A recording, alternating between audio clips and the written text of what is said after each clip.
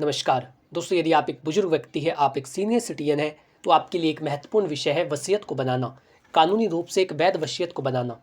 क्योंकि कई सारे मामलों में बुजुर्ग व्यक्ति परेशान होते हैं, वो ऐसा सोचते हैं, वो संकोच में रहते हैं कि एक वैध वसीयत किस प्रकार से बनाई जाए।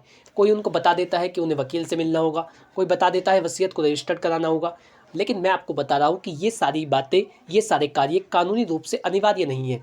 ये करने ज़रूरी नहीं है। आप घर बैठे एक वैध वसीयत बना सकते हैं, अपने हैंड राइटिंग में उसे खुद लिखकर। कहीं पर भी आपको किसी सरकारी दस्तावेज पर उसे लिखने की ज़रूरत नहीं है, ना ही उसे स्टाम्प पर लिखने की ज़रूरत है, ना ही किसी वकील से मिलने की ज़रूरत है, और ना ही आपको उसे रजिस्टर्ड कराने की अनिवार्यता है। आप चाहे तो अपने घर बैठ कर के बिल्कुल सिंपल तरीके से एक कानूनी रूप से वैध वसीयत बना सकते हैं, जो 100% प्रभावी होगी, और आपकी डेथ के बाद आपकी संपत्ति का बंटवारा किस तरीके से होगा, किस व्यक्ति को दी जाएगी, कौन वारिस बनेगा, ये सारी बातें आप अपने जीते जी खुद लिख सकते हैं अपनी कलम से। तो यदि आप जानना चाहते हैं वसीयत बनाने का एक वैध तरीका, कानूनी तरीका, बिना कहीं पर चक्कर काटे, बिना वकील के पास जाए, तो आज का वीडियो आपके लिए बहुत महत्वपूर्ण है। विधिवार्ता के इस खास एपिसोड में आपका स्वागत है, जहाँ पर हम बात करते हैं आपके अधिकारों की, जहाँ पर बात करते हैं उन कानूनी प्रावधानों की जो आपकी ज़िंदगी को पूरी तरीके से बदल सकते हैं।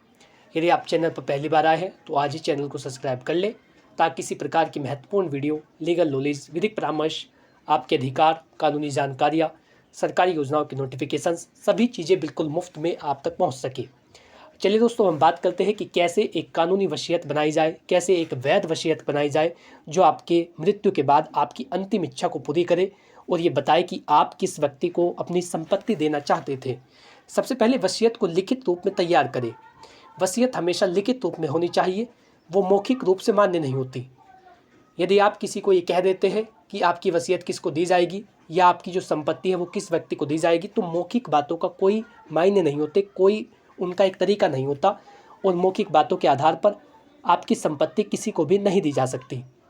हमेशा आपको ध्यान रखना है कि वसीयत को एक लिखित रूप में बनाएं, वसीयत को लिखित रूप से लिखें और उसे कानूनी रूप से वैध बनाएं, तभी जाकर के आपके अधिकार, जो आपके संपत्ति संबंधी अधिकार है, वो आपके वारिसों तक पहुंचते हैं। सबसे पहले किसी भी कागज़ पर आप उसे लिख सकते हैं, उसके लिए आपको स्टाम्प लेने की या कोई सरकारी दस्तावेज लेने की आवश्यकता नहीं है। एक सादा पेपर, A4 साइज़ का पेपर, आप उस पर लिख सकते हैं अपनी वसीयत को।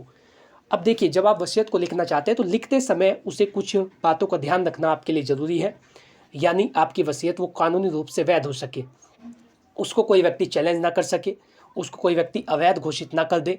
इसीलिए उसे लिखते समय कुछ बातों का ध्यान रखना बहुत ज़्यादा ज़रूरी है। वसीयत को लिखते समय क्या क्या ज़रूरी होगा, ये अब मैं आपको बताने वाला हूँ। इस बात को ध्यान से सुने, क्योंकि सबसे ज़रूरी यही है। तो सबसे पहले आप किसी भी कागज़ पर उसे लिख सकते हैं, इस बात को ध्यान दें। आप किसी भी कागज़ पर उसे लिख सकते हैं, स्टाम्प की कोई ज़रूरत नहीं है। A4 साइज़ का आप पेपर लीजिए, उस पर आपको साफ साफ भाषा में लिखना है, अपनी हैंड राइटिंग में, साफ अक्षरों में आपको वो सारी बातें लिखनी है जो मैं आपको बताने वाला हूँ। तो ज़रूरी बातें आपको क्या क्या लिखनी है। सबसे पहले अपना नाम, अपनी उम्र और अपने पिता का नाम, अपना पूरा पता आप उसमें लिखिए। आपका नाम क्या है, आपकी उम्र कितनी है जब आप उस वसीयत को लिख रहे हैं, आपके पिता का क्या नाम है और आपका आधार नंबर क्या है, ये सबसे महत्वपूर्ण है। दूसरी बात आपको इसमें लिखनी है, कौन कौन उत्तराधिकारी होंगे, आप किन व्यक्तियों के लिए इस वसीयत को लिख रहे हैं, कौन कौन आपके वारिस होंगे, कौन कौन व्यक्तियों को, किन किन व्यक्तियों को आपकी वसीयत के आधार पर आपकी संपत्ति बांटी जाएगी, उन उत्तराधिकारियों का विवरण आपको देना होगा। इसी के साथ कौन सी संपत्ति किस व्यक्ति को दी जाएगी, इसका भी जिक्र आपको उसी वसीयत में करना होगा।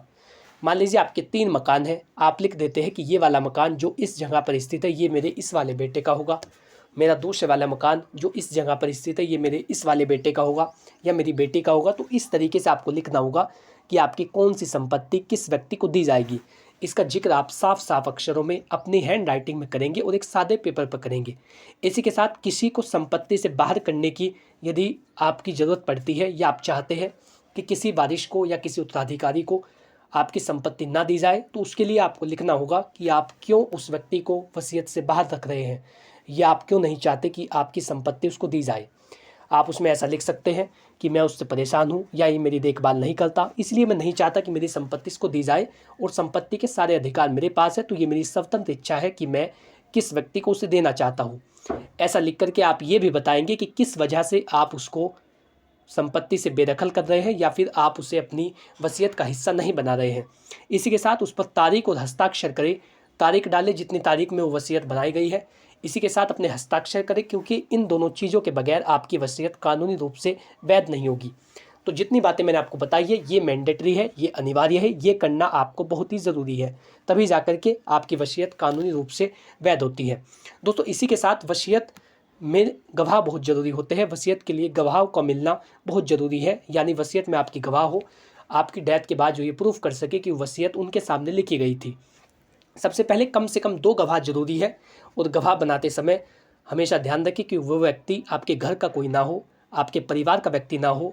वो जो गवाह हो वो या तो आपका कोई दोस्त हो, या आपका कोई परिचित व्यक्ति हो, या फिर कोई डॉक्टर हो, या फिर कोई सरकारी अधिकारी हो, बैंक का कोई कर्मचारी हो, यानी कुछ भी ऐसा हो जो आपके परिवार का सदस्य ना हो, आप ऐसे व्यक्ति को गवाह बना सकते हैं।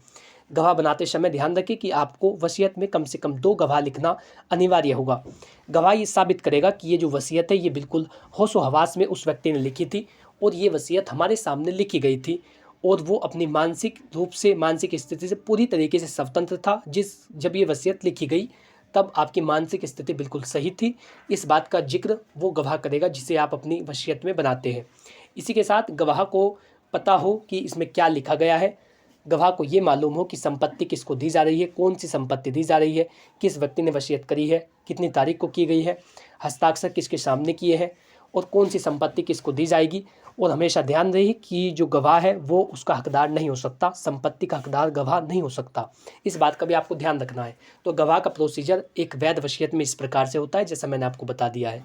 इसी के साथ उसको नोटरी या रजिस्टर करवाना जरूरी नहीं है। यदि आप चाहते हैं उसको नोटरी कराना या फिर उसे रजिस्टर्ड कराना तो आप बिल्कुल करा सकते हैं, लेकिन कानूनी रूप से इसकी अनिवार्यता नहीं है। कोई कानूनी अनिवार्यता नहीं है कि आप उसको नोटरी कराएंगे या फिर उसे रजिस्टर्ड कराएंगे। ये केवल आपकी मर्ज़ी पर डिपेंड करता है। ज़्यादा मजबूत बनानी हो तो आप सब रजिस्ट्रार कार्यालय में उसे रजिस्टर करा सकते हैं। रजिस्टर्ड ना होने पर भी पूरी तरीके से वो वसीयत वैध होती है। यदि आप रजिस्टर्ड ना भी कराएं तो तब भी वो कानूनी रूप से बिल्कुल वैध होगी। आपकी संपत्ति संबंधी जो अधिकार है वो उस व्यक्ति को दिए जाएंगे जिसके वो आप चाहते हैं कि आपकी संपत्ति उस व्यक्ति को दी जाए। तो आपको घबराने की आवश्यकता नहीं है, ना ही आपको कहीं पर भी चक्कर काटने की आवश्यकता है, क्योंकि कोई कानूनी बंधन नहीं है, कोई कानूनी अनिवार्यता नहीं है कि आप उसको रजिस्टर्ड कराना बिल्कुल ही ज़रूरी है या फिर उसे नोटरी कराना बिल्कुल ही ज़रूरी है। सादे पेपर पर जो चीज़ें मैंने आपको बताई वो आपको बतानी है, वो आपको लिखनी है, और जो गवाह, जैसा गवाह को मैंने आपको प्रोसीजर बताया वो आपको फॉलो करना है। कहीं पर भी आपको इसे रजिस्टर्ड कराने की या नोटरी कराने की आवश्यकता नहीं है। इसी के साथ आपको इस वसीयत को सुरक्षित जगह पर रखना है और एक विश्वसनीय व्यक्ति को इसकी जानकारी देनी है। ये भी बहुत महत्वपूर्ण होगा कि ताकि जो आपकी वसीयत है उसको कोई व्यक्ति गुम ना कर दे या फिर उसको नष्ट ना कर दे, उसको कहीं पर खो ना दे या उसको नष्ट ना कर दे वो, ताकि उसके आधार पर संपत्ति का बंटवारा ना हो पाए। तो हमेशा इस बात को आपको ध्यान रखना है।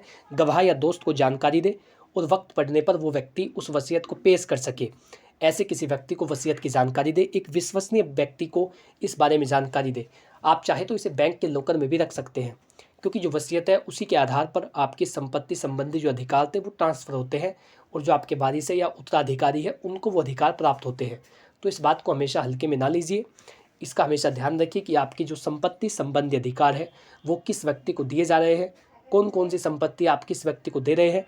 इन बातों का विशेष रूप से, स्पष्ट रूप से इसका वर्णन दें, और कहीं पर रजिस्टर्ड कराने की आवश्यकता नहीं है। सादे पेपर पर इसे लिखिए, लेकिन जो वसीयत आप बना देते हैं उसमें गवाह जरूर हो और वो गवाह घर के ना हो। इस बात का भी ध्यान रखिए। जब वसीयत तैयार हो जाती है, जब गवाहों के भी साइन हो जाते हैं, आपके भी हस्ताक्षर हो जाते हैं, तारीख डल जाती है, फिर उसको एक सुरक्षित स्थान पर रखिए या किसी विश्वसनीय व्यक्ति को उसकी जानकारी दीजिए। बैंक के लॉकर में रखिए और किसी विश्वासपात्र व्यक्ति को इस बात की जानकारी दें कि आपकी वसीयत किस जगह पर है, ताकि उसके आधार पर संपत्ति संबंधी जो अधिकार है उनका ट्रांसफ़र किया जा सके, और आपकी डेथ के बाद आपकी जो प्रॉपर्टी है वो आपके वारिसों में, आपके असली उत्तराधिकारियों में आपकी अंतिम इच्छा के अनुरूप वो संपत्ति बढ़ सके। तो ये बहुत महत्वपूर्ण होता है। आशा करता हूँ कि जानकारी आपको अच्छी लगी होगी और आप लोग समझ पाए होंगे किस प्रकार से कानूनी रूप से एक वैध वसीयत बनाई जाए। यदि आपको वीडियो अच्छा लगा है तो वीडियो को लाइक करें और चैनल विधि वार्ता को सब्सक्राइब कर ले, ताकि इसी प्रकार की महत्वपूर्ण वीडियो, लीगल नॉलेज, विधिक परामर्श, आपके अधिकार, कानूनी जानकारियाँ, सरकारी योजनाओं के नोटिफिकेशन, समाज के नए मुद्दे, आप उनसे क्या सीख सकते हैं, ये सारी जानकारी बिल्कुल मुफ्त में आप तक पहुँच सके। यदि आप चाहते हैं अपने मामले पर कोई जनरल गाइडेंस देना, आप कुछ पूछना, तो कमेंट बॉक्स में अपना सवाल लिखिए, बेझिझक आप संपर्क कीजिए और यदि आप चाहते हैं व्यक्तिगत रूप से कोई सलाह लेना, जनरल गाइडेंस देना, तो उसके लिए आप स्क्रीन पर दिए गए नंबर पर अपनी कानूनी समस्या का व्हाट्सअप करें। केवल व्हाट्सअप करें अपनी कानूनी समस्या का, बहुत ही जल्द उसका भी आपको उत्तर दिया जाएगा। Thanks for watching this video. अपना कीमती समय देने के लिए धन्यवाद।